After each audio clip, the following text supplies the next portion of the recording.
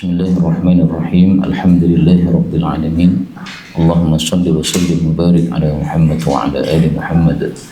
Allahumma inna nas'aluka ilman nafi'a wa rizqan thayyiba wa 'amalan mutaqabbala. Rabbana taqabbal minna innaka antas samiul alim wa tub 'alaina innaka antat tawwabur rahim.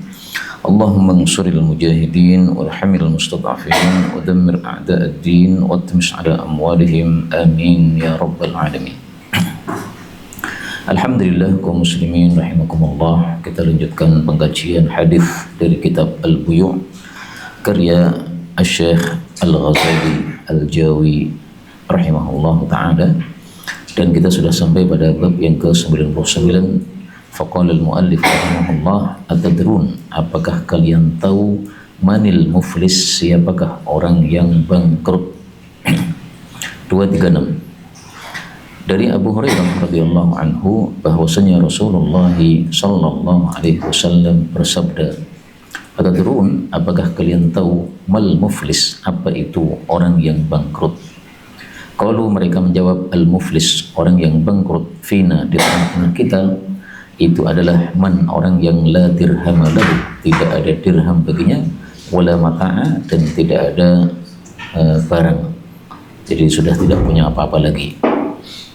Faqala, maka Nabi SAW bersabda, innal muflisa, sesungguhnya orang yang bangkrut, min ummati, dari umatku, adalah orang yang ya'ti, datang, yaumal qiyamah, besok pada hari kiamat, bisolatin, dengan membawa salat, amalan salat, wasiyamin, dan puasa, wa zakatin, dan zakat.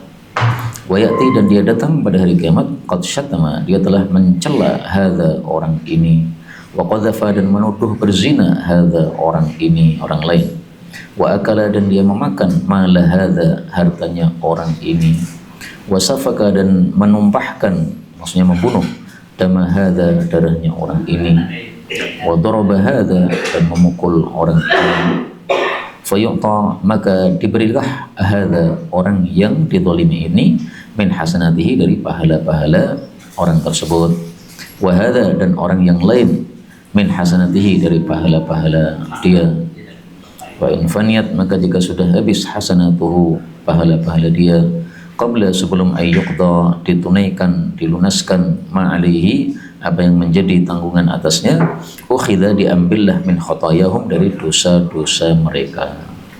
Mereka siapa? Orang-orang yang dizalimi. Fadrihat, lalu dosa-dosa itu dilemparkan, ditimpukkan alaihi, pada orang tersebut. Thumma, kemudian turiha, dia pun dilempar, finnari, di dalam neraka. Na'udzubillahi min syarri dzalika. Hadis riwayat Muslim. Kaum muslimin rahimani wa rahimakumullah, hadis ini bicara sebenarnya bukan masalah bab fikih jual beli, ya, karena ini lebih kepada masalah ukhrawi, atau masalah akhirat. Nah, sehingga dimasukkannya bab ini, atadruna manil muflis, oleh Mbah Ghazali rahimahullah ta'ala. Ini memang beliau di dalam kitab ini mencampurkan antara fikih dengan tasawuf, ya. Sebagaimana dulu pernah kita bahas di awal dulu, ya, bahwasanya ada yang membahas kitab fikih secara murni fikih, nggak ada masalah-masalah akhlak, adab, dan tasawuf seperti ini. Tapi ada juga yang memasukkan di dalamnya masalah-masalah adab atau tasawuf. Ini beliau termasuk yang memasukkan tasawuf di dalam kitabnya ini. Kemudian kita ambil di sini beberapa faedahnya. Faedah yang pertama, definisi muflis atau bangkrut dalam kehidupan sehari-hari sudah benar, yaitu orang yang tidak punya uang lagi dan sudah tidak punya barang lagi. Dia berbisnis kemudian bangkrut, barangnya habis, uangnya habis, ini disebut bangkrut. Nah, tapi yang dikehendaki oleh Nabi dalam hadis ini bukan bangkrut yang bahasa sehari-hari, tapi bangkrut yang hakiki. Sehingga yang dimaksud oleh Nabi di sini al-muflis al-hakiki. Jadi bangkrut yang sesungguhnya apa? Ini yang beliau maksud. Karena kalau bangkrut masalah bab dunia ini nggak perlu dibahas oleh Nabi SAW. Beliau tidak begitu menoleh terhadap dunia, tapi beliau menolehnya kepada akhirat, ya. Jadi yang diingat dalam benak beliau itu hanyalah akhirat. Dan ini termasuk satu fadilah seseorang apabila dalam benaknya itu kalau dibuka isinya hanya akhirat saja, tidak memikirkan masalah-masalah dunia. Sebagaimana Allah sebutkan pada surat Shad ayat 46, inna akhlasnahum bi khalisatin dzikrad. Sesungguhnya kami memberikan keistimewaan kepada mereka dengan satu keistimewaan, yaitu ingat kepada kampung, yaitu kampung akhirat. Jadi orang yang ingatannya selalu akhirat, ini orang yang punya khalisah, punya keistimewaan diberikan oleh Allah Subhanahu wa ta'ala. Surat Shad ayat 46. Ya. Bukan berarti kita tidak boleh mikir dunia, bukan ya. Boleh mikir dunia, boleh. Tapi satu keistimewaan yang jarang itu adalah orang tidak mikir dunia, karena dunianya sudah dia pasrahkan total kepada Allah Subhanahu wa ta'ala. Dia tajrid khusus untuk ibadah kepada Allah Subhanahu wa ta'ala, karena sempurnanya tawakalnya sebagaimana Rasulullah sallallahu alaihi wasallam. Dan pertanyaan seperti ini yang bicara masalah hakikat ini sering ditanyakan oleh Nabi, tidak hanya dalam satu hadis ini saja. Contoh Nabi sallallahu alaihi wasallam, beliau mengatakan, laisa syadidu bis-sura'ah. Bukanlah orang yang kuat orang yang bisa membanting lawannya. Tiada lain orang kuat itu adalah yang menguasai nafsunya saat marah. Apakah orang yang sura'ah itu tidak kuat? Kuat, tapi kuat secara duniawi. Nah, di sini Nabi membahas kuat yang hakiki. Badannya kecil, krempeng, tapi ketika marah bisa nahan diri. Ini berarti kuat hatinya atau kuat jiwanya. Itulah yang dimaksud oleh Nabi dalam hadis ini. Dalam hadis yang lain, Nabi SAW bersabda juga, laisa al-wasil bil mukafi. Bukanlah orang yang menyambung hubungan kerabat itu orang yang membalas. Saya dikasih sesuatu, saya yang balas.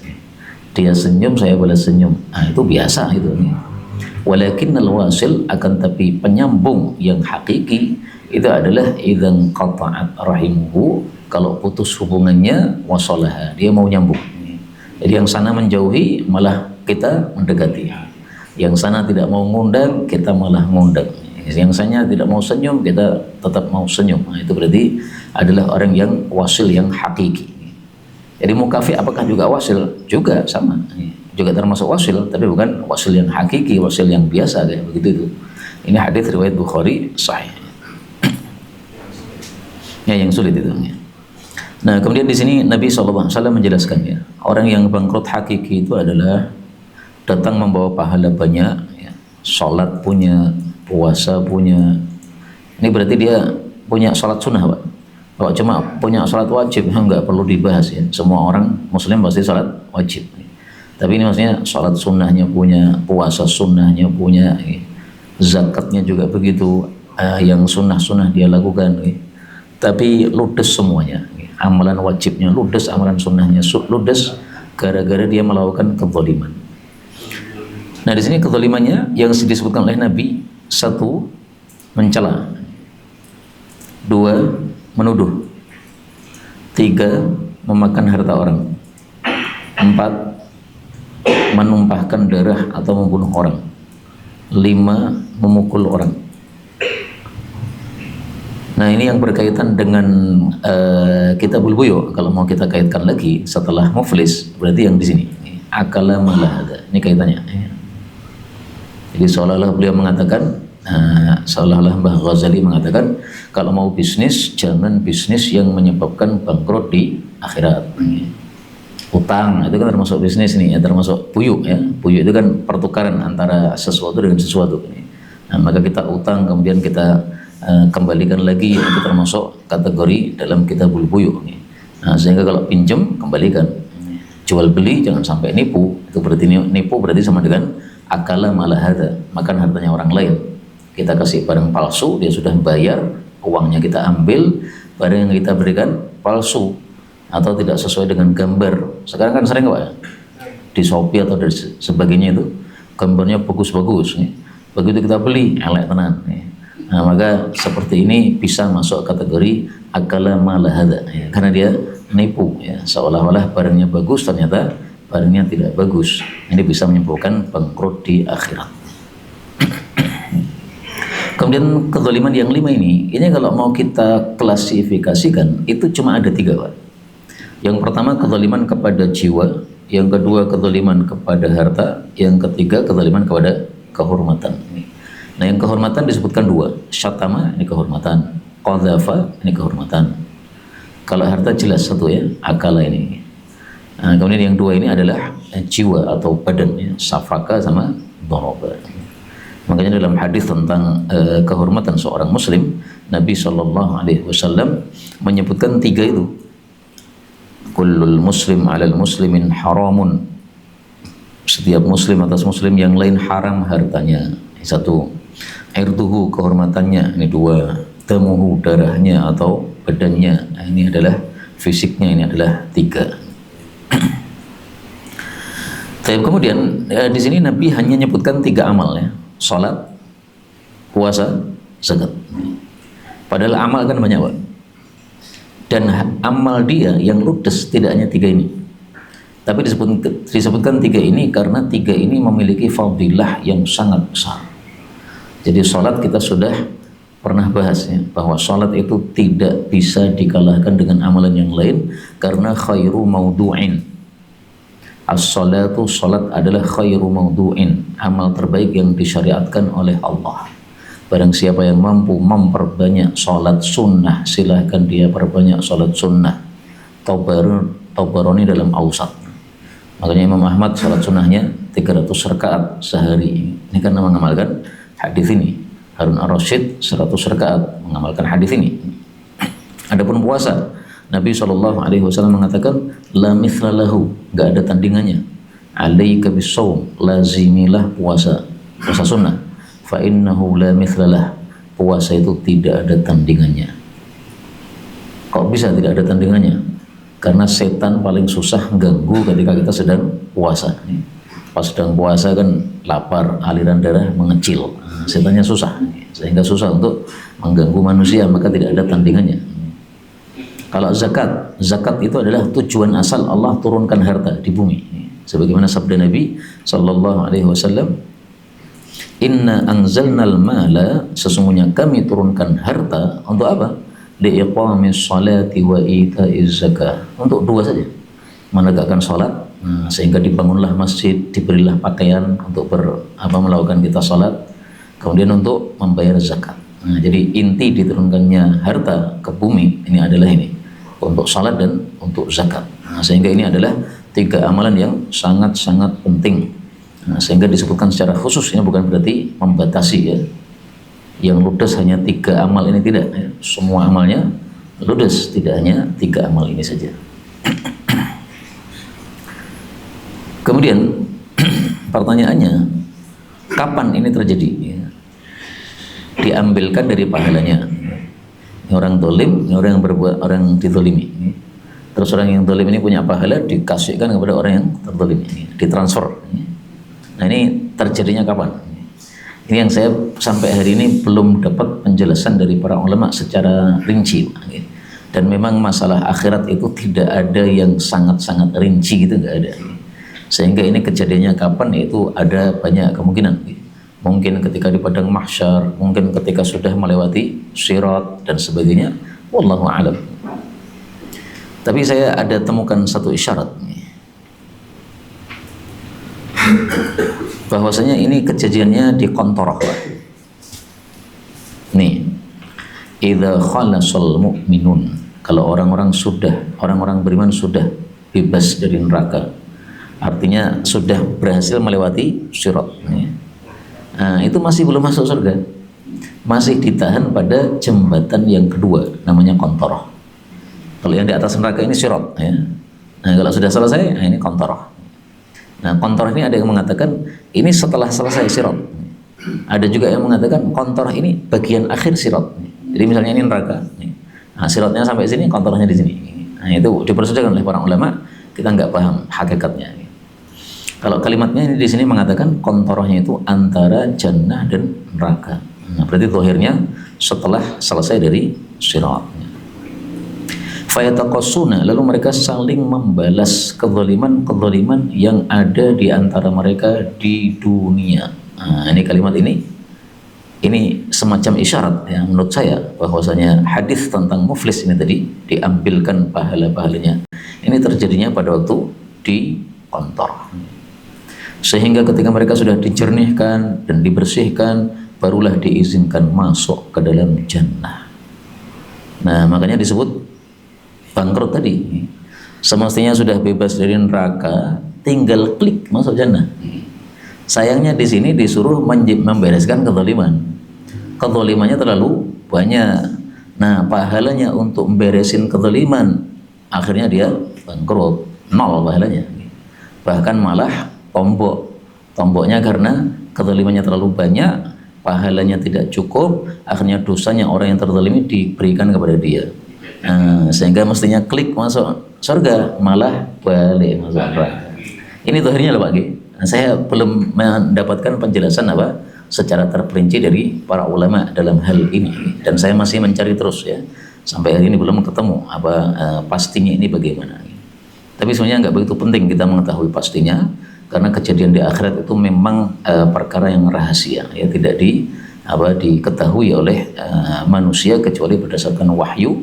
Nah, kalau Nabi tidak menjelaskan terperinci, ya mana mungkin kita mengetahui secara terperinci. Adanya perincian dari para ulama itu hanya ijtihad dari mereka, menggabungkan satu hadis dengan hadis yang lain, akhirnya muncul perincian-perincian yang mereka sebutkan. Itu sebenarnya bukan langsung dari Nabi SAW ya, tapi dari kompilasi dalil kemudian muncullah ijtihad tersebut. Nah, ini yang ngeri adalah di sini ya, turiha finnar, akhirnya dilemparkan ke dalam api neraka. Semestinya tinggal masuk surga, malah masuk ke dalam neraka. Karena itu sebelum terjadi seperti ini, Nabi SAW dalam hadis yang lain, beliau menyuruh supaya kita itu minta maaf sekarang ini. Fal yatahallalhu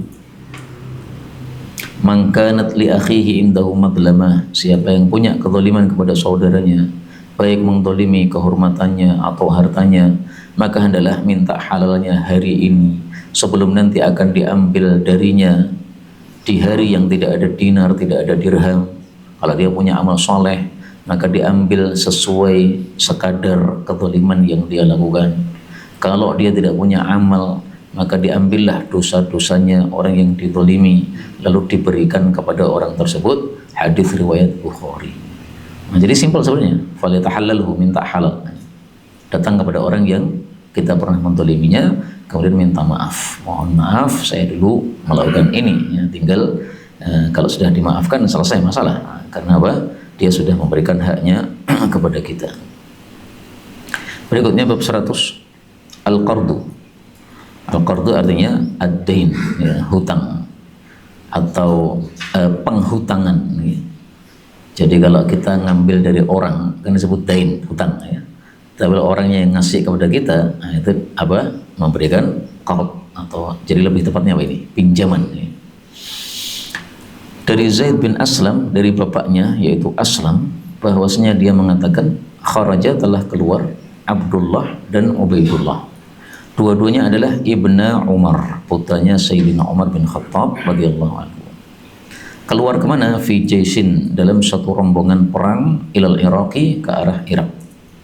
Falamma maka tatkala qafala, keduanya pulang, marra, keduanya melewati, ala Abi Musa, kepada Abu Musa al-Ash'ari radhiyallahu anhu. Ini sahabat Nabi yang bacaan Qur'annya sangat indah. Wahwa, sementara Abu Musa Amirul Basrah, adalah pemimpin di kota Basrah. Farahaba bihima, lalu dia pun mentarhib, memberikan selamat datang untuk keduanya, wasahhala, dan mempermudah untuk keduanya. Kenapa Pak? Dia permudah untuk keduanya karena putranya Amirul Mukminin. Jadi menghormati putranya Amirul Mukminin atau menghormati putranya para ulama. Tsumma qala, kemudian dia mengatakan, lau aqdiru, seandainya aku mampu, lakuma, untuk kalian berdua, ala amrin, atas satu perkara, anfa'ukuma bih, yang saya bisa memberikan manfaat kepada kalian berdua dengannya, la fa'altu, sungguh saya melakukan. Jadi maksudnya dia minta maaf gitu ya. Saya nggak bisa apa-apa, kalau saya bisa berbuat baik banyak, saya akan berbuat baik banyak kepada kalian. Ya, kalian memang orang-orang yang sepantasnya kita berbuat baik kepada mereka. Dan ini semangat para sahabat untuk memberikan manfaat kepada orang lain. Sebagaimana sabda Nabi sallallahu alaihi wasallam, fal yanfa'hu man istata'a minkum, barang siapa yang mampu di antara kalian ay yanfa'aha, untuk memberi manfaat kepada saudaranya, fal yanfa'hu, maka adalah dia memberikan manfaat kepadanya. Hadis riwayat Muslim sahih. Berikutnya, summa qala, kemudian dia mengatakan, bala ya hahuna, di sini malun, ada harta yang banyak, min malillahi, dari hartanya Allah. Istilah hartanya Allah itu maksudnya harta baitul mal. Uridu, saya ingin an ab'atsa bihi, untuk mengirim hartanya Allah ini ila Amirul Mukminin, kepada Amirul Mukminin yang ada di Madinah. Fa uslifukumahu, maka saya menghutangkan harta ini kepada kalian berdua, ya. Jadi saya titip, tapi statusnya utangan untuk antum, ya. Jadi antum utang kepada kami. Nah, karena ini sudah jadi milik antum, antum utang, ya. Fatabta'ani bihi, maka kalian membeli dengan harta ini mata'an, satu barang, min mata'il Iraqi, dari barang-barang yang ada di Irak. Summa, kemudian tabi'anihi, kalian bisa menjual barang-barang itu bil Madinah, di kota Madinah. Ini secara tidak langsung sebenarnya memberikan penjagaan untuk dua orang ini, Pak. Karena kalau membawa harta itu kan nanti bisa ketemu perampok, ya. Tapi kalau membawa barang-barang, nah, tidak semua perampok itu mau mencegat barang, ya. Mereka maunya uang, ya. Fatu'addiyani, lalu kalian membayarkan ra'sal mali, modalnya, ila Amirul Mukminin, kepada Amirul Mukminin. Wa yakunu ribah, sementara adalah labanya lakuma, untuk kalian berdua. Faqala, maka keduanya menjawab, wadidna dzalika, kami menyukai hal tersebut, artinya setuju. Fafa'ala, lalu Abu Musa melakukan hal itu. Wa kataba, dan dia menulis surat ila Umar, kepada Umar bin Khattab, ayakhudha, supaya dia mengambil minhuma, dari dua anaknya ini, al-mala, akan harta. Jadi sudah ditulis, ya, nilainya berapa. Misalnya 100 juta, sudah ditulis, ini nanti ambil 100 juta. Falamma, maka tatkala qadima, keduanya datang, ba'a, keduanya pun menjual, fa'urbiha, lalu keduanya mendapatkan keuntungan. Falamma, maka tatkala dafa'a, keduanya menyerahkan dzalika, uang tersebut, ila Umar, kepada Sayyidina Umar, 100 juta, ya, seandainya 100 juta, maka Sayyidina Umar berkata, akullal jaish, apakah setiap tentara-tentara ini, aslafahu, dia Abu Musa menghutangkan kepadanya, mithla, semisal ma aslafakuma, apa yang dia hutangkan kepada kalian berdua? Qala, keduanya menjawab, lah, tidak, ya, cuma kami berdua saja yang dikasih.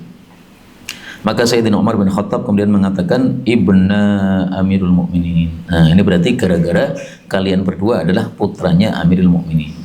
Fa aslafakuma, sehingga dia pun memberikan hutangan kepada kalian berdua.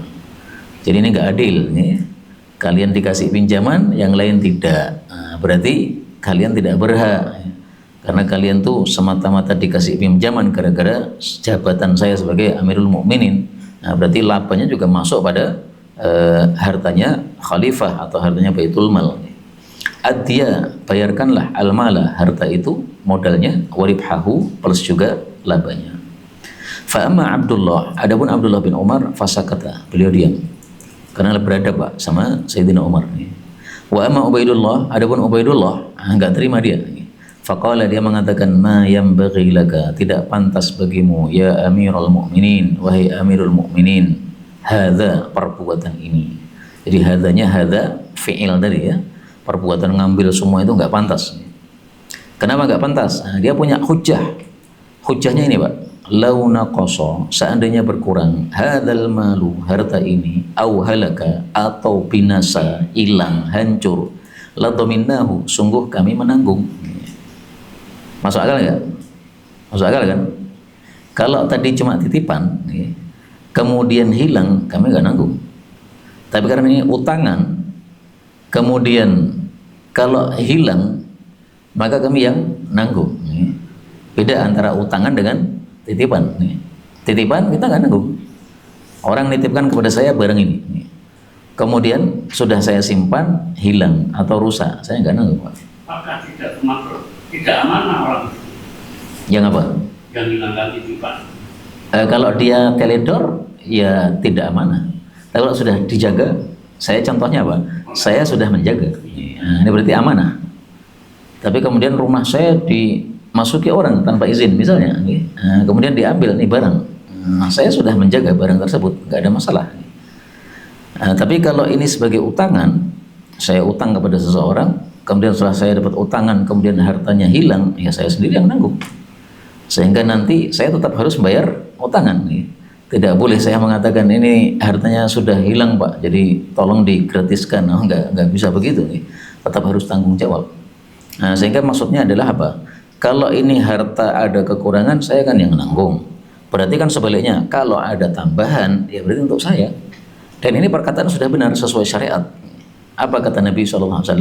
Beliau mengatakan, al-kharaju bid-dhamani. Kharaj itu manfaat yang kita dapat dari barang, atau dalam hadis yang lain adalah al-ghillatu, sama ya, kharaj dan ghillah sama. Manfaat yang muncul dari suatu harta atau suatu barang itu bid-dhaman, menjadi milik kita dengan sebab kita menanggung kalau barang itu ada masalah. Saya beli motor, kalau motornya rusak, saya yang nanggung. Nah, berarti kalau siapa yang berhak memakai motor tadi? Ya saya. Karena saya yang menanggung, maka saya yang mengambil manfaatnya. Nah, ini kalau halaka, saya yang menanggung. Berarti kalau untung, ya kami, milik kami. Faqala Umar tidak peduli. Ad-diyah, bayarkan, wahai dua orang anakku, ke harta tersebut. Nah, jadi saya tidak Umar gak membahas masalah apa? Masalah fikihnya ini. Seandainya sesuai fikihnya ini sudah selesai. Dia memang berhak. Tapi ini enggak mau, pokoknya bayar. Fasa kata Abdullah, maka Abdullah masih diam. Waraja'ahu Ubaidullah, dan Ubaidullah masih membantah dengan kata dalam tanda petik, karena sebenarnya dia minta hak saja. Di situ apa? Di situ artinya menjawab atau apa? Ya, menjawab. Faqala, maka berkatalah rajulun, seorang laki-laki, min julasai Umar, dari teman-teman duduknya Sayyidina Umar. Ini mungkin maksudnya apa? Ahli musyawarahnya Umar. Ya Amirul Mukminin, wahai Amirul Mukminin, kalaulah ja'altahu, engkau menjadikan harta tadi qiradan, sebagai mudharabah. Nama lainnya mudharabah adalah apa? Qirad. Jadi dia usul, seandainya engkau jadikan akadnya jadi mudharabah, lebih bagus. Kalau mudharabah kan bagi hasil. Kalau dia utang tadi, berarti hasilnya milik dia semua. Tapi kalau mudharabah, berarti separuh hasilnya masukkan baitul mal, separuh hasilnya masukkan ke kantong mereka. Dan ini usul menurut saya sangat adil. Adilnya kenapa? Karena tadi ya, Abu Musa ngasih dua orang ini karena keduanya anak khalifah, yang lain nggak dikasih. Berarti masih ada kaitannya dengan kekhilafahan. Berarti harus masuk sebagian hartanya kepada khilafah. Tapi faktanya mereka memang kerja, mereka beli kulaan, kemudian apa? Menjual. Nah, sehingga karena mereka kerja, ya nggak boleh digratiskan dong. Orang ini kerja bukan amal soleh. Akad awalnya adalah apa? Kerja bukan amal soleh. Sehingga kalau diambil semuanya ya kurang bagus. Nah, sehingga ini usulnya adalah yang sangat bagus sekali usulnya ini. Faqala Umar, maka Sayyidina Umar mengatakan, okelah, qad ja'altuhu qiradan. Saya telah menjadikannya sebagai mudharabah. Fa akhadha Umar ra'sal mal, lalu Umar pun mengambil modalnya, anggaplah 100 juta tadi, wa nisfa ribhihi, dan separuh dari keuntungannya. Jadi dibagi 50%, 50%. Wa akhadha, dan mengambillah Abdullah dan Ubaidullah putranya Umar bin Khattab, nisfa ribhil mal, separuh dari keuntungan harta tadi. Hadis diriwayatkan oleh Imam Malik dan Al-Imam Asy-Syafi'i rahimahullahu ta'ala. Dan dari sini kita ketahui betapa kerasnya Sayyidina Umar dalam bab agama, karena dia anggap tidak adil yang dikasih cuma anaknya khalifah, maka dia mengambil seluruh harta tersebut, tidak mau untuk diberikan kepada kedua anaknya sendiri. Makanya dalam hadis yang lain Nabi mengatakan, wa asyadduhum fi dinillahi Umar. Orang yang paling kokoh di dalam agamanya Allah adalah Sayyidina Umar. hadis riwayat Abu Ya'la dan yang lain-lain sahih, paling kokoh Pak, paling kuat. Termasuk kekokohannya beliau adalah melarang anak-anaknya makan lauk dua, makan lauk satu aja, tahu ya tahu tok, nggak ada tahu tempe. Nah, karena beliau apa? Khawatir, termasuk dalam ayat dalam Al-Quran. Apa ayatnya Pak? Jadi orang-orang yang disegerakan kebaikan-kebaikannya atau pahalanya di dunia, sehingga di akhirat sudah tidak mendapatkan apa-apa. Nah, itu khawatir Sayyidina Umar masuk dalam ayat tersebut. Nah, itu karena apa? Bagusnya dalam agama beliau radhiyallahu taala anhu. Berikutnya hadis terakhir 238 dari Ala bin Abdurrahman, dari bapaknya Abdurrahman, dari kakeknya, bahwasanya Utsman bin Affan telah memberikan kepada kakeknya itu malan satu harta, qiradon secara mudharabah, ya'malu fihi yang dia mengerjakan di dalam harta tadi, ala atas kesepakatan an-ribha bahwasanya laba itu bainahuma dibagi antara keduanya. Hadis riwayat Malik. Nah, ini hadis menunjukkan bahwasanya mudharabah itu di masa Sayyidina Utsman itu dilakukan, dan tidak ada para sahabat yang mengingkari. Berarti ini sudah ijma' para sahabat bolehnya melakukan sistem mudharabah bagi hasil, yaitu saya memberikan modal, kemudian teman saya yang mengelola modal tersebut, kerjasama. Nah, bainahuma di sini nggak dijelaskan Pak, antara keduanya itu berapa persen nggak dijelaskan. Kalau yang sebelumnya tadi dijelaskan, ya, nisfa, separuh, berarti 50%. Apakah wajib 50%? Tidak. Mudharabah itu sebagaimana hadis yang umum, Rasulullah SAW mengatakan, al-muslimuna inda syurutihim. Al-muslimun, orang-orang muslim itu ala syurutihim, sesuai persyaratan yang mereka kesepakati. Dalam riwayat yang lain, inda syurutihim, sesuai persyaratan yang mereka sepakati. Fima uhilla, tapi harus yang halal. Kalau haram nggak boleh. Sepakat saya pinjami 1 juta, nanti kembali 1.100.000, itu sepakat yang haram, nggak boleh ya, karena riba. Kalau mudharabah tadi halal. Nah, sehingga kata-kata ini bainahuma ini bebas ya. Mau 50-50 boleh, 60-40 boleh, 70-30 sesuai dengan kesepakatan. Ini hadis-hadis yang dapat kita baca. Barangkali sebelum kita lanjutkan, ada mau pembahasan? Nggak, silakan. Pengertian dolim itu awalnya adil ya. Apakah masih berlaku pengertian dolim adalah menempatkan sesuatu pada tidak pada tempatnya? Iya. Kemudian pertanyaan saya, apakah terjadi dalam kami dolim terhadap musuh? Iya. Dolim, ya. Yang kedua, apakah ada peristiwa dalam kami bukan tapi pada musuh? Ya. Matur penjelasannya. Yang pertama, dolim itu definisinya adalah menempatkan sesuatu tidak pada tempatnya. Ini definisi yang masyhur dan ini benar. Misalnya gini Pak, dalam satu hadis yang sahih, Nabi membagi dolim jadi 3. Az-zulmu salasatun. Dolim ada 3. Yang pertama, dolim tidak mungkin diampuni Allah. Yang kedua, dolim yang masih bisa diampuni. Yang ketiga, dolim yang tidak akan dibiarkan. Dolim yang tidak diampuni itu syirik, kalau mati sebagai musyrik. Nah, syirik ini menempatkan sesuatu tidak ada pada tempatnya. Dia nyembah selain Allah. Semestinya penyembahan itu diletakkan pada Allah. Ini malah diletakkan kepada selain Allah. Tidak ada Tuhan selain Yesus Kristus. Nah, berarti apa? Meletakkan tauhid kepada Yesus, nggak boleh. Terus dolim yang bisa diampuni oleh Allah adalah dolim kepada diri sendiri, yaitu maksiat. Nah, maksiat itu juga sama, meletakkan sesuatu tidak pada tempatnya. Misalnya mata kita melihat yang haram, nah, berarti meletakkan penglihatan mata kepada yang tidak semestinya. Mestinya melihat Quran, malah melihat yang lain. Kemudian dolim yang tidak akan dibiarkan oleh Allah. yaitu zalim antar manusia. Nah, ini juga sama, ya. Meletakkan sesuatu tidak pada tempatnya. Kita mukul orang, yang kita pukul adalah tetangga kita sendiri. Ini nggak pada tempatnya. Kenapa tetangga dipukul? Kalau mau mukul sana, Israel sana. Nah, maka definisi tadi sudah sesuai, nggak ada masalah sama sekali. Kemudian zalim kepada musuh, apakah ada? Bisa, Pak. Apa yang dilarang oleh Allah terhadap musuh, kalau kita lakukan, itu berarti zalim.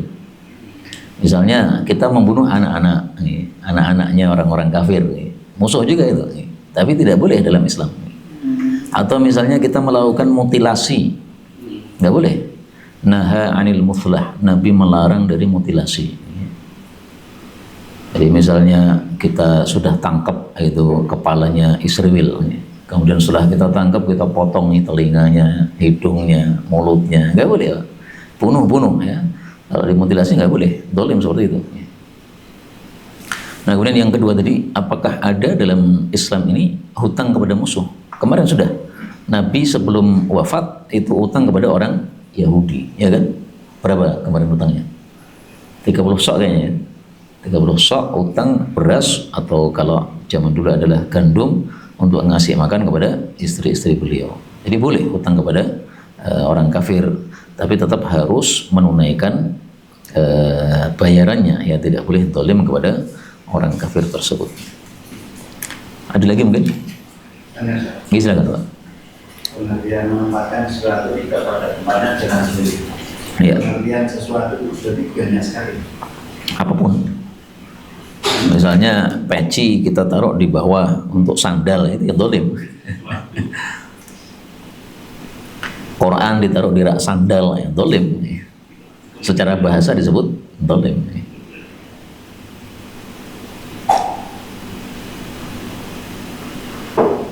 Roti mestinya dimakan gitu. Ada Pak dulu pas saya di pesantren tuh, tapi ya memang wongnya rotok dugal Pak. Roti gini nih ditaruh di bawah bokong sampai gepeng. Udah gepeng kemudian tawar ke, sopo gelem. Nah, itu zalim nggak gitu? Di kantongnya enggak ya? Apa? Di kantongnya enggak. Di kantongnya nggak apa-apa, nggak zalim ya. Jadi yang ya, ketika ada orang bermaksiat, itu berarti sedang tidak adil pada dirinya. Ya, zalim kepada dirinya. Zalim kebalikan dari adil. Kalau dia zalim berarti tidak adil. Ada yang perlu dibahas lagi? Yang berhubungan dengan hadis. Apa? Mempromosikan hadis bahasanya aku dan Quran walata sibuwa silatun busro. Oke. Sama? Dengan hadis yang berhubungan dengan orang tadi, lalu itu kan dosanya diberikan pada orang yang Itu ya. Wala taziru, tidak menanggung dosa waziratun, seorang yang berbuat dosa, wizra ukhra, dosanya orang lain. Lah kok ini kok menanggung?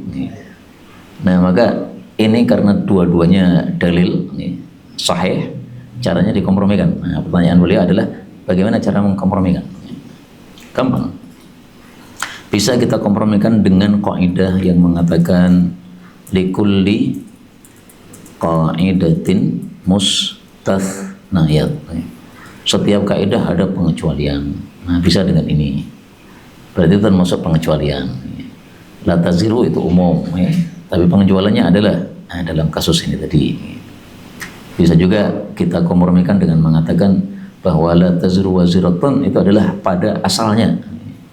Pada asalnya. Nah, kok ini kok menanggung? Ya, karena sebagai ganti dari kezaliman yang dia lakukan. Nah, pada asalnya tetap tidak bisa seseorang itu menanggung dosanya orang lain. Jadi intinya kaidah dua dalil kalau sahih itu tidak mungkin bertentangan. Kalau zahirnya bertentangan harus dikompromikan. Ada lagi mungkin?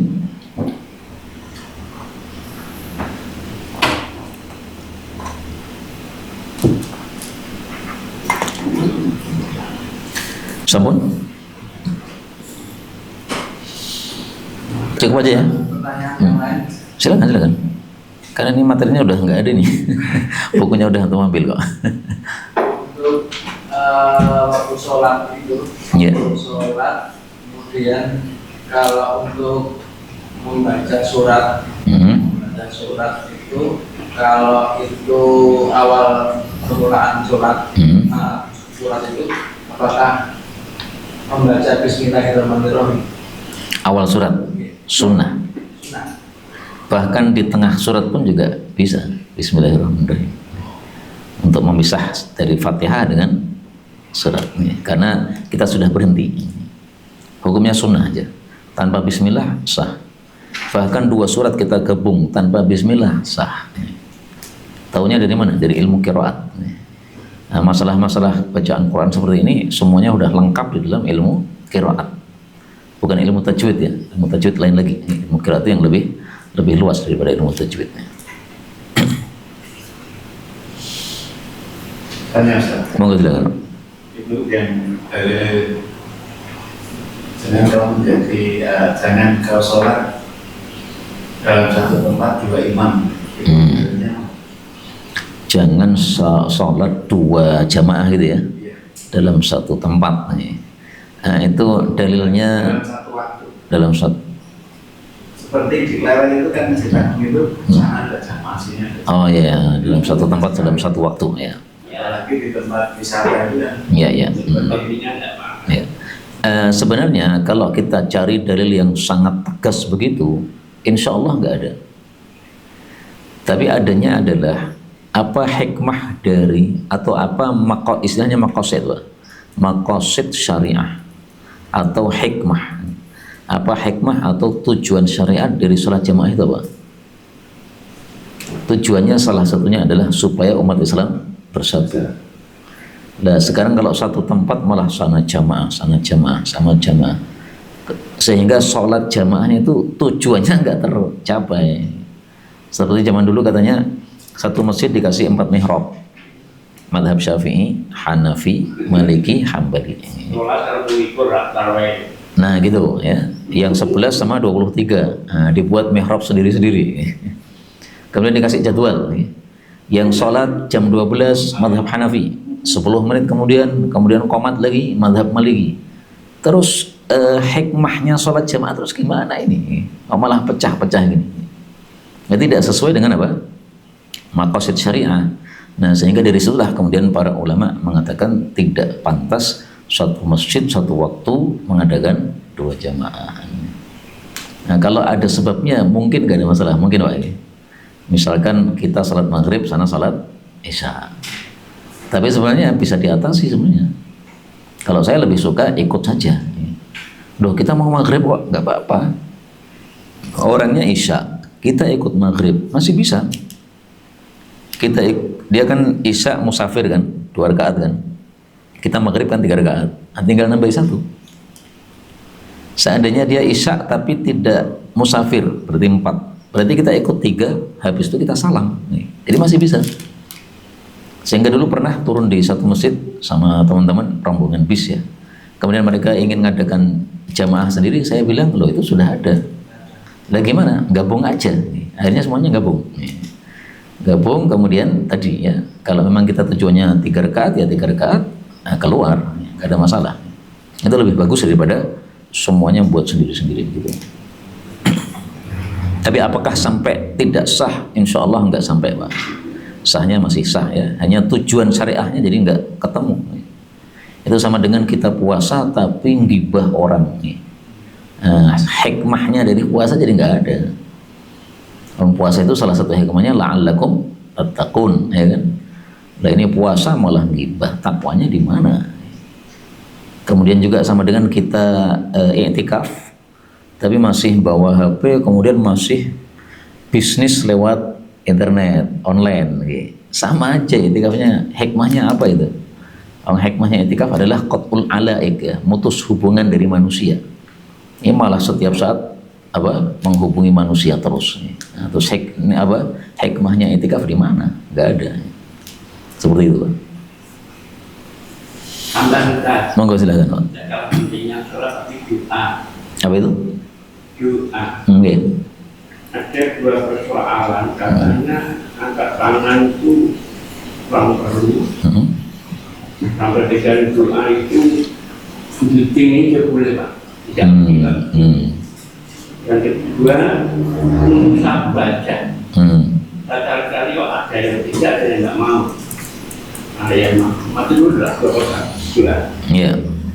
Doa itu menurut Ibnu Abbas ada 3. Ani bin Abbasin qala al-mas'alatu, minta kepada Allah, antarfa'a yadaika hadwa mankibaika, mengangkat tangan sedada, setinggi pundak. Adapun istighfar maka isyarat 1 jari. Makanya khatib mengatakan astaghfirullahal azim li wa lakum turun. Khutbah Jumat itu. Kemudian ibtihal, minta sungguh-sungguh, itu dijulurkan kedua tangannya semuanya gini. Seperti doa istisqa, doa-doa yang sangat kita butuh ya. Maka Nabi pada perang Badar kan doanya gini, Pak. Sampai selendangnya jatuh ya. Dan didekap oleh Abu Bakar dari belakang. Pun ya Rasulullah, sudah permintaannya sudah pasti dikabulkan, nggak usah dilanjut lagi. Padahal sebenarnya Rasulullah itu doa keras-keras pada perang Badar itu tujuannya supaya didengar para sahabat aja. Kalau beliau hatinya udah yakin pasti menang ya. Allah pasti kasih pertolongan. Tapi kan keimanan para sahabat kan nggak setingkat beliau. Nah sehingga beliau doanya sengaja keras supaya mereka dengar, supaya mereka jadi kuat keyakinan mereka. Tapi ini tentang masalah doa ada 3 macam ya. Setinggi dada, kemudian angkat 1 jari, kemudian setinggi-tingginya. Adapun mengusap wajah itu memang ada hadisnya, tapi dhaif. Nah, sehingga panjenengan mengikuti pendapat mana terserah. Pendapat yang mengatakan dhaif berarti tidak usah dilakukan, atau pendapat yang mengatakan dhaif tambah dhaif tambah dhaif kalau digabungkan jadi hasan, berarti bisa diamalkan, terserah. Wa majmu'uha, ini ya. Nabi itu apabila mengangkat tangan ketika doa tidak dikembalikan ke bawah sampai mengusap wajah. Riwayat Tirmidzi. Kenapa dhaif? Nah, di sini ada mungkar. Kenapa mungkar? Karena dia itu diriwayatkan oleh Hamad bin Isa sendiri, sementara dia itu dhaif. Nah, jadi dia perawinya dhaif nih. Dan dia meriwayatkan hadis-hadis yang mungkar. Tapi kata Imam Ibnu Hajar, hadis ini punya penguat, antara lain hadisnya Ibnu Abbas. Sehingga majmu'uha, kompilasinya ya. Jadi kumpulan antara hadis-hadis yang dhaif tadi itu kalau digabungkan itu yaqtadi, menghasilkan atau mengharuskan annahu hadithun hasan. Konsekuensinya adalah derajatnya menjadi hasan. Jadi tidak ada masalah. Ya bermasalah sedikit. Bermasalah sedikit artinya diperselisihkan gitu. Tapi panjenengan melakukan tidak masalah. Dan saya yang tidak mengusap tidak boleh melarang panjenengan yang mengusap. Dan panjenengan yang mengusap tidak boleh mengharuskan saya mengusap. Bebas saja. Mau ngusap tidak silakan. Ini hadisnya ada, tapi hanya bisa nggak jadi hasan. Sebagian mengatakan bisa, sebagian mengatakan tetap dhaif. Nah, saya ngikuti pendapat yang dhaif. Kalau ada yang menafsiri mengusap itu karena di sholat katanya di sini banyak pasir, itu apa? Itu hanya rekayasa. Coba tanya orangnya itu, Pak. Nggak tahu gitu ya. Itu cuma apa istilahnya itu pencarian hikmah aja mungkin ya. Dan asar batuk ini tak. Ada orang yang memiliki sejadah, tempat batuk ini diberi ramas alas putih. Tapi yang kedua tidak. Jadi ini itu sebenarnya tampak boleh atau bagaimana Pak asar itu? Maksudnya di sini agak hitam gitu? Ya kemungkinan orang yang sejadahnya diberi kain putih ini biar ya tetap sudut banyak tapi tidak tampak gitu. Tapi ada sebagian malah biasa kotak-kotak itu. Sebaiknya tampak atau tidak ada itu? Ya menurut saya tidak ada sebaiknya. Artinya tidak ada dalilnya di situ. Ini kulit manusia beda-beda, Pak. Kulit panjenengan mungkin mudah lecet, sehingga kena dikit aja udah ada bekas. Jadi kulit kita kan beda-beda Pak, nggak bisa disalahkan yang mudah lecet. Memang diciptakan oleh Allah kulitnya kayak gitu. Ya. Adapun orang yang sengaja ngosok-ngosok, saya belum pernah lihat. Sehingga kalau ada orang yang mencela orang yang sininya ada agak hitam katanya ngosok-ngosok, itu menurut saya berlebihan. Karena selama ini ya bertahun-tahun saya sholat nggak pernah lihat Pak orang yang sengaja ngosok-ngosok, ya nggak pernah lihat ya. Kalau orang gila katanya. Ya kecuali orang gila aja. Itu tak kalau si Mahrufi ya apa asal sujud itu. Athari sujud itu tidak harus ini. Athari sujud itu kalau orang muslim sholat, nah wajahnya ini kelihatan cerah, itu athari sujud. Jadi bukan berarti kalau jidat kita bersih itu berarti nggak punya athari sujud, enggak begitu. Itu tetap athari sujud. Orang sholat sama orang tidak sholat kan beda Pak. Bahkan di tetangganya mbah saya, orang kafir, itu dia ngomong, saya bisa tahu Anda sholat atau Anda tidak sholat. Caranya gimana Pak? Orang yang sholat di atas kepalanya ada sinar. Napa nggih? Iya, saya lihat. Kalian nih di atasnya ada sinar. Itu orang kafir yang ngomong Pak. Nah, kita mau percaya atau gimana atau enggak gimana? Pokoknya dia ketika dicocokkan ya cocok betul. Nah, coba ini kafir atau muslim dia bilang kalau ini kafir, gak ada sinarnya. Kata dia gitu. Nah, mungkin saja bagi mata dia. Tetangganya atau orang umum, orang lewat gitu, yang dia tidak kenal, yang kita kenal gitu. Dia bisa tahu ini orang tidak sholat. Karena di atas kepalanya, kata dia loh ya, itu ada sinarnya, itu berarti muslim sholat. Kalau tidak ada sinarnya itu berarti tidak muslim, tidak sholat. Pengaruh wudhu barangnya juga. Nah, wudhu bisa. Kalau kita ini dari dulu kening itu benar. Apa? Misalkan kalau orang itu biasanya kan bulunya itu bersih, karena bulunya ini rambutnya itu kan dilaksana. Tapi banyak kan orang yang Nasoro yang nggak sholat itu rambutnya akan ke kening. Ya itu mungkin benar mungkin tidak. Kenapa? Karena tadi kulit orang beda-beda, bulu orang beda-beda. Itu nggak bisa disemuakan loh Pak. Nah, ada orang bulunya lebat gimana? Padahal dia ahli sholat, sehingga tidak tampak bahwa dia punya atharus sujud.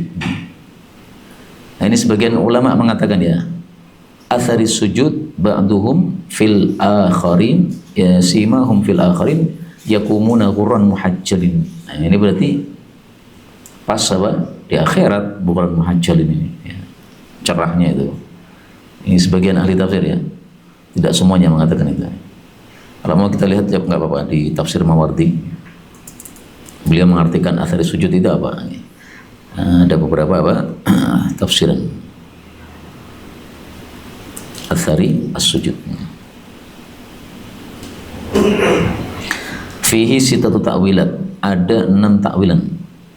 Yang pertama yang dimaksud atharus sujud itu adalah tanahnya bumi dan basahnya wudhu.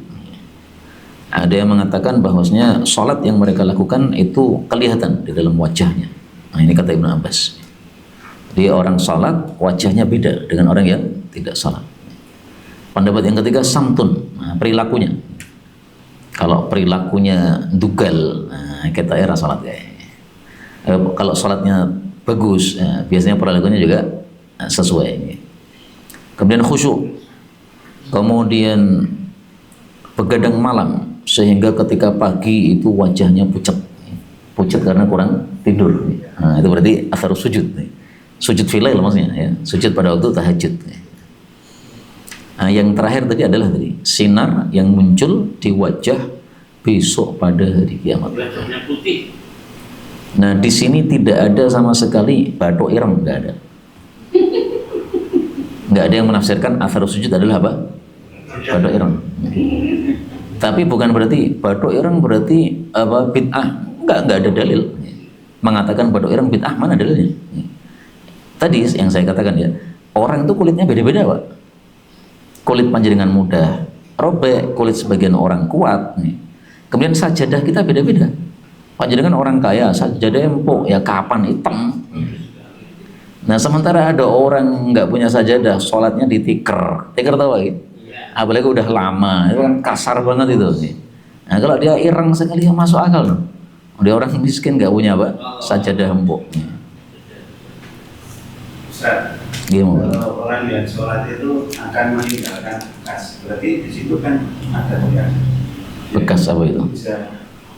Bisa. Berarti boleh. Insya Allah nggak masalah. Artinya bukan bid'ah gitu lah. Tapi itu bukan tujuan, Pak. Jadi gini, bathuk ireng ora wajib, ora bid'ah. Wajib enggak, bid'ah juga enggak, sunnah juga enggak. Itu enggak ada kaitannya ya. Jadi artinya tidak harus orang sujud itu kemudian hitam, enggak harus. Karena tadi bedanya kulit, bedanya sajadah. Sehingga saya tidak cocok orang-orang yang mengatakan bathuk ireng berarti khawarij. Enggak benar sama sekali. Itu belum pernah baca Syiarul A'lamin Nubala. Panjenengan baca Syiar A'lamin Nubala, di situ diceritakan para sahabat-sahabat tabi'in. Ada di antara mereka yang bathuk ireng. Itu mungkin karena tadi kulitnya mudah ngelupas, sajadahnya tikar kuno, ya akhirnya apa? Berubah kulitnya wajah. Hanya Allah yang Maha Tahu. Kalau Sayyidina Umar dijawab Allah yang Maha Tahu, marah. Marah beliau. Kau ini ngerti para, yang ngerti jawab, yang ngerti menang. Nah gitu beliau. Karena kalau semua dijawab Allah yang Maha Tahu, ya ras itu belajar ilmu agama kalau begitu. Jawaban yang jelas. Iya monggo. Terkait masa selanjutnya. Apa? Ketika makmum masuk. Iya, makmum masuk. Imam tahiyat akhir. Tahiyat akhir. Itu posisi duduknya pakai multi imam atau bisa dua-duanya, Pak. Bisa dua-duanya. Kalau kita iftirash, berarti kita sesuai madhab Syafi'i. Madhab Syafi'i konsepnya, kalau tidak ditutup dengan salam, berarti iftirash. Sekarang kalau kita ngikuti madhab yang lain, tapi ini minoritas, yaitu kita duduknya seperti imam, kama yasna ini.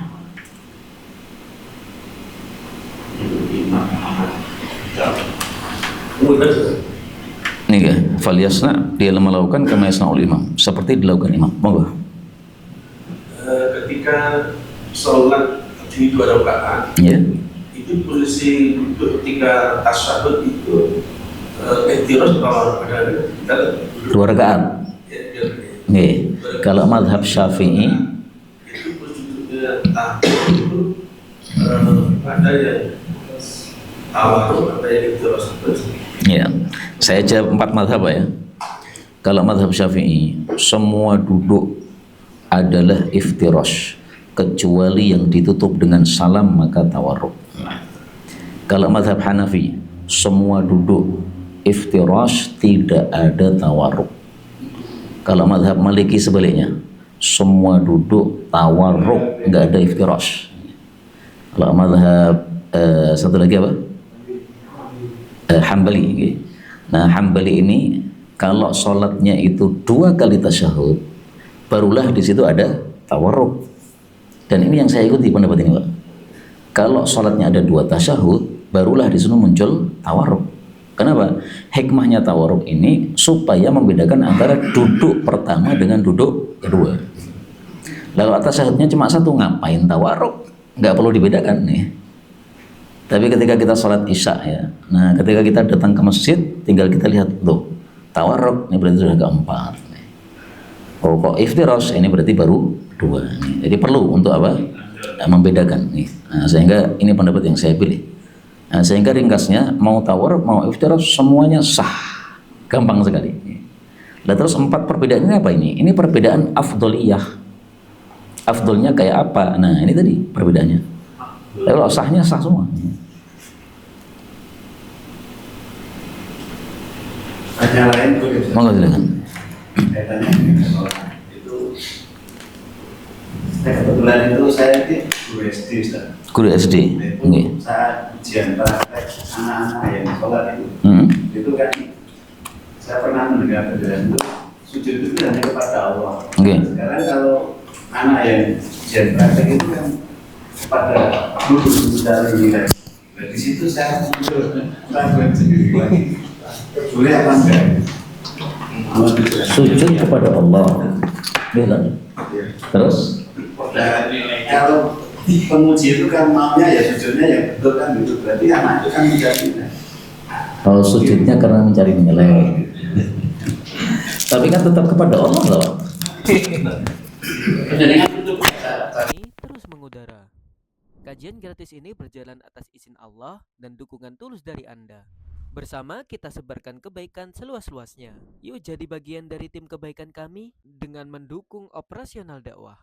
Jazakumullahu khairan katsiran.